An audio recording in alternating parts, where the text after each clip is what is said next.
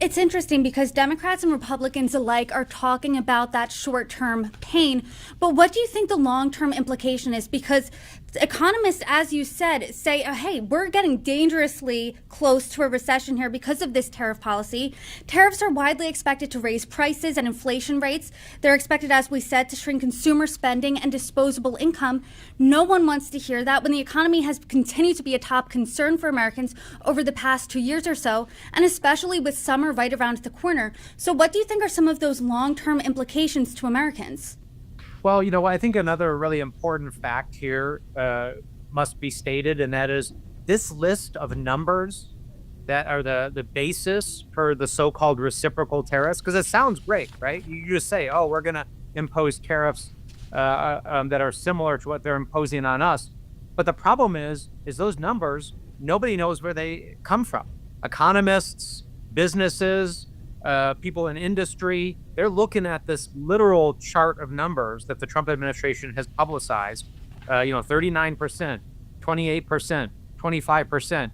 And nobody actually can tell where those numbers are coming from because they're not actually supported by reality, and they don't add up to the number the Trump administration is saying they add up to. So there's a very real problem here in that the White House and Donald Trump appear to be creating these numbers out of whole cloth and then imposing these tariffs that will be disastrous for working class Americans, that are going to undermine our relationships around the world and actually make it harder for American manufacturers that rely on raw materials and supplies from imports to actually create their products.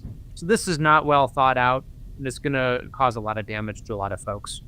Aside from the auto workers union, who was supporting the auto-related tariffs, the response to these tariffs has largely been negative. I mean, we saw markets open today and they took a nosedive. An editorial in The Economist called Liberation Day the, quote, most profound, harmful, and unnecessary economic error in the modern era. Politically speaking, do you think this tariff policy is going to be a death sentence for Republicans?